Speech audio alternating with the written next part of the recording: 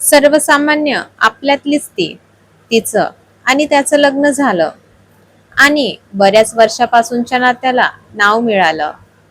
लग्नानंतर नवरा बायको, सासू सासरे, अगदी सुखरूप कुटुंब. सकाळी ती सगळं घर स्वयंपाक आवरून आणि तो नुसता आंघोळ करून ऑफिसला जात. छान इस्त्री केलेले कपडे, हातात बॅग, सुंदर लांब केस पण नीट विंचरलेले अशी ती. आणि तो एकत्रच ऑफिसला निघत. ऑफिस वेगळी होती, पण स्टेशनपर्यंत एकत्र, तितकाच वेळ सोबत. नोकरीतही दोघांचीही चांगली प्रगती झाली होती. ऑफिस, घर तिने उत्तम सांभाळले आणि काही महिन्यातच एका गोडपरीच्या बातमीने घर खुलून गेले होते. पण आता मेडिकल कॉम्प्लिकेशन न ट्रेनचा प्रवास करता येणार नव्हता. त्यावेळी काही महिन्याचाच प्रश्न म्हणून तोडगा. आता नोकरी सोडावी आणि मग वर्षभराने परी ही मोठी होईल. मग नवीन नोकरी मिळेल यावर तिने विचार केला आणि या विचारामागे तिचा आत्मविश्वास होता. इतक्या वर्षाचा नोकरीचा अनुभवही होता गाठीला. परीचा विचार करून एका चांगल्या मोठ्या कंपनीची मोठ्या हुद्द्याची नोकरी अखेर सोडली. आता तिला परीशिवाय काहीच महत्वाचे वाटत नव्हतं. कुठल्याच आईला आपल्या मुलाशिवाय काहीच महत्वाचे नसते. नोकरी अगदी क्षुल्लक होती तिला आपल्या गोड परी पुढे. परीच्या जन्मासाठी घरातील सगळेच आतुर झाले होते. काही महिन्यातच परीचा जन्म झाला. घरातील सगळ्यांचा आनंद अगदी ओसंडत होता. सगळेच काय करू आणि काय नको या आविर्भावात होते. सुरुवातीचे काही दिवस माहेरी गेले, मग सासरी आल्यावर परी आणि घर असा दिनक्रम सुरू झाला. पाळण्यातील परी, मग रागणारी परी आणि मग दुडू चालणारी परी. आता शाळेत जाऊ लागली कळलेच नाही. दिवस अगदी हुरकून उडून गेले. घरातील सगळे आपल्या कामात व्यस्त होते आणि ती मात्र परी घर, घरचे आणि येणारे जाणारे यातच व्यस्त होती. परीचाही दिनक्रम बदलला, पण आईचा दिनक्रम तोच राहिला. खरं तर परी 1 वर्षाची झाल्यावर तिला वाटले घरातील वडीलधारी परीला थोडं सांभाळतील, म्हणजे तिला नोकरीसाठी पुन्हा जोमाने सुरुवात करता येईल. पण आधी परीसाठी काय करू आणि काय नको अशा आविर्भावात वावरणारी मंडळी आता भलत्याच आविर्भावात वावरू लागली. दिवसाचे 4 ते 5 तास सांभाळायला कोणीच तयार नव्हते आणि पाळणा घर हा पर्याय तिला मान्य नव्हता. एकत्र कुटुंब असताना पाळणा घरात मुलं राहणे यापेक्षा दुर्दैव ते काय. एकत्र कुटुंबाची गरज नक्की काय हेच तिला कळेनासे झाले. कारण तिच्या बरोबरीच्या काम करणाऱ्या अजूनही काम करत होत्या. त्यांनाही मुलं झाली. काही आधीच एकत्र कुटुंबातून बाहेर आल्या, तर काहीच्या एकत्र कुटुंबात वेगळ्या चुली होत्या, पण नातवंड मात्र आजी आजोबांच्या सावलीत होती. घरकामाला तिची कधीच काचकूच नव्हती. आधी ही नोकरी आणि घर तीच उत्तम सांभाळत होती. सासरचे टोमणे तिने हसत सोडून दिले आणि कुटुंब कधीच तुटू दिलं नाही. खूप परवानगी घेऊन महिन्यातून कोणीतरी एक दिवस परीला सांभाळत असे, मग बाहेर पडून मुलाखत देत असे. पण कधी कधी तर मुलाखत अर्धवट सोडून घरी बोलावणे येत असे. मग शेवटी तिने मुलाखत देणेच बंद केले.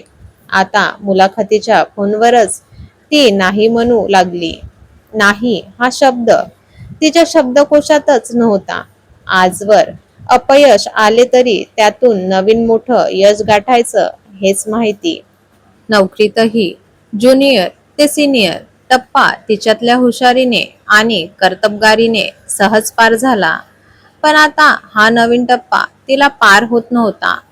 निवृत्तीनंतर काहीच जमत नाही.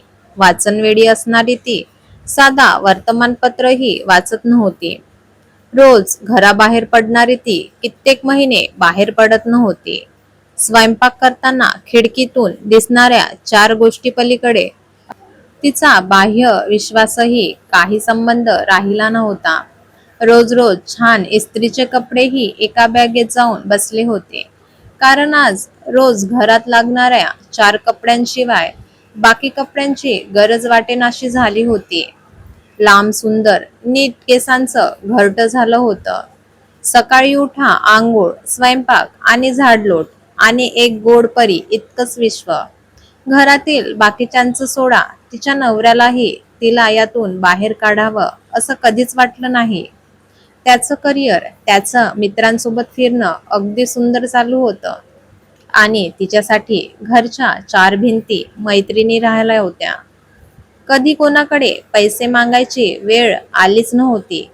पण आज एका एका रुपयासाठी अवलंबून राहू लागली आणि तिने आपल्या मातृसंस्कृतीला शोभेल असा सगळा त्याग केला.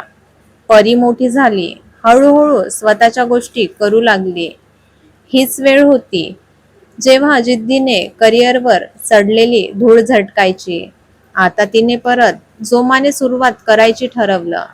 शिक्षण घेण्यासाठी तिने केलेली मेहनत, इतके वर्ष नोकरीसाठीचे कष्ट आणि महत्वाचे म्हणजे शिक्षणासाठी आई वडिलांचे कष्ट तिला वाया जाऊ द्यायचे नव्हते. आज परीसाठी, तिच्या शिक्षणासाठी ती मेहनत घेत होती. उद्या परीचं शिक्षण असं वाया जाऊ नये. मुलाच्या शिक्षणाला जी मेहनत असते तीच मुलीच्या शिक्षणाला, आणि फक्त मुलगी म्हणून ती मेहनत वाया तिला जाऊ द्यायची नव्हती. कारण हाच आदर्श तिच्या परीसाठी ती बनवत होती.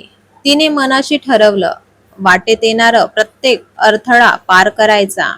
पण आपल्या समाजात स्त्रीने करिअर करण्यासाठी प्रोत्साहन देण्यापेक्षा मागे खेचणारेच जास्त असतात.